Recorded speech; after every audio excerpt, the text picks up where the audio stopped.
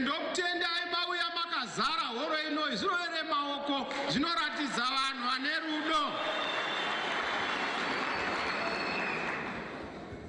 Malawyer anonetsa. That's why lawyers make very bad politicians. They want to win an argument without realizing that in politics you don't win an argument, you win people. Indosa kandibvisa heti yeugweta kana ndiri kupolitics. Ene munhu akandiudza nyaya iyoyi chisingazivi vanhu vakawanda mukomana uyu. Vazhinji tinoti kaona mutungamiriri tofunga kuti mutungamiriri ndiye ane yese. Kune orchestra mberi kwazvo kana Blacks Unlimited inorova game inoita kuti muimbe aimbe zvine simba. Mukaona Chamisa ari uko musafunga ndiye ane game, anomisa chaiye chaiye ndiye anenge ari kumashure. Vana Magaisa ndo vanesa. Isi munongozona taakutaura tinoita puwa. Zvino mukaona ndorasika pano kureva kuti wanga achitaura hasisipo.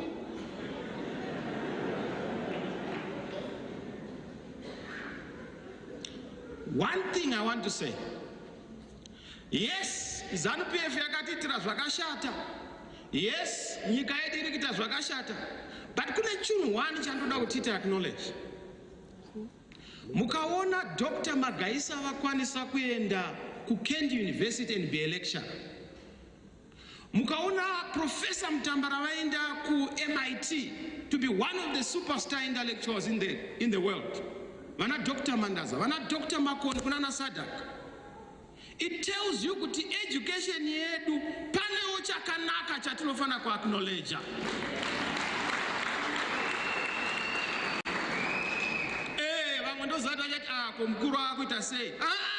There are good things but the liberation struggle produced some of the finest things we must celebrate. Education is one of them. Sovereignty is one of them. The ability to vote, one man, one vote. But that ability to be able to bring our country back and to define ourselves as a people is what Mugabe fought for, is what the liberation struggle was all about. Tinota zvakanaka tozoto zvakashata pamba pedu zvanza zvinogezana musha wedu toda kuti nyika yedu ifambe zvakanaka. So the power of education inotora munhu kubva muzasi umo wedza kubva zasi uko kuchivhu kunomutsveta kuenda kuKent ndopamubata yawirirana ipapo. Nyaya kuti wakanga uchidya mutakura uchidya mutetenerwa wobvapo uchikwira pachirei wobvapo wakunopinda mundege. Mwari vanenge vaita nyasha. Murume wakaitirwa nyasha kuenda ku Kent University uchibva ku inonzi Gandachi kubva muganda masungo uchienda ku Kent University is the grace of God. Ndo zvatiri kuona pane mukomana uyu. The grace of Professor Mataura nyaya legacy, and I'm concluding. This man akasiya legacy yakaoma. Legacy of humility, legacy of simplicity, legacy of service and sacrifice, but also legacy of integrity. Ana kudududza. Now vazhinji muhurumende, they think that when you are in government it's an opportunity to make money. Ipapo kangopinda wakadaro ndonetsa navanhu vakawanda kumwe kuchechi kwedu. Yanzi namudhara tsvangirai chidoromita kungoona kamari mbijana kanomhanya kadoromita kuda kudya. Akaramba kudya. You know how he served. He was a man of integrity. Akazouya vazhinji avazivi kuti sei Magaisa akaramba akauya kuzoita advisor wa prime minister. My Gurundonga munozviziva, and I must say it now. Tadiscasa nemukuru wangu vatsvangirai strategy. Todi tiri kuramba tichingokundwa musimba naMugabe netimu yake. Kuadmin uku zviri kufamba sei? Anzano vana vamakoni vari kuchovhana navatimba, they are doing very well.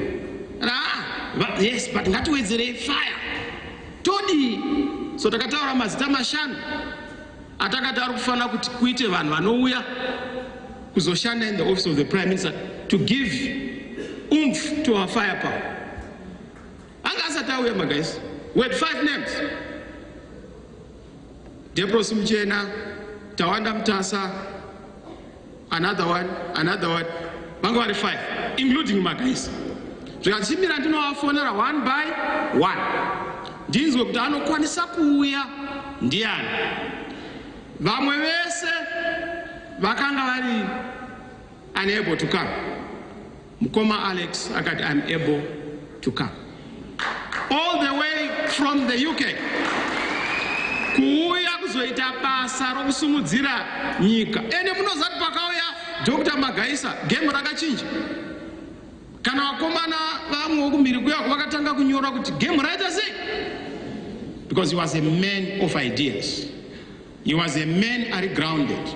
But chimwe chamusingaziva about Magaisa, Mati was a diplomat. Anga ari munhu anonzwisisa the other side. Nozviziva pandakaenda ikeno ndakataura ngati handicharegeri kuatenda any national event. Vamwe kuti unopinga here kuenda. Munhu akanga ataura nyaya yakati ngatidaro because nyaya yama-national events, we have surrendered national processes and events to a political party. These national events are all for ourselves to claim. That's why ndakati chero vakandituka chero vakaita sei pa-independence ndedu haisi yepato ndenyika ende Zimbabwe ndini.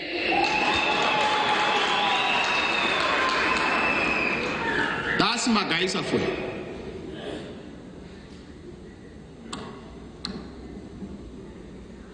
Magaisa akaita zvinhu zvinoshiza. Ameno ma-citizen chakadi citizen chakata akabva kuna Magaisa. Akati mapato haasumudzi nyika, chinosumudza nyika vanhu, ma-citizens at the center. That's why maona philosophy ndiye akatanga this philosophy. Yokutoda kudzorera chinhu. Ndosaka mwarasika muna structure. Tiri kuread a game, we know we are dealing with a delinquent player.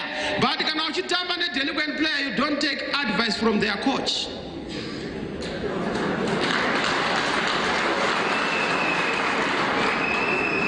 Manzwaza ndataura professor. So tirikuziya ngavaende kuma-elections tione. Makaona zvatakaita by-election. Ini ndaisada kupinda by-election. Ndakuzvitaura Magaisa as I conclude. Ndakati singadi vanoziyana biti vanakore munoziyana mahere. I was not comfortable with the by-election. I had many reasons. Hope you know that. Because imina Magaisa ndimaita vakomana pinda tikati atidi. He is the one who prevailed over us. It's important for you to make sure that you silence that other one.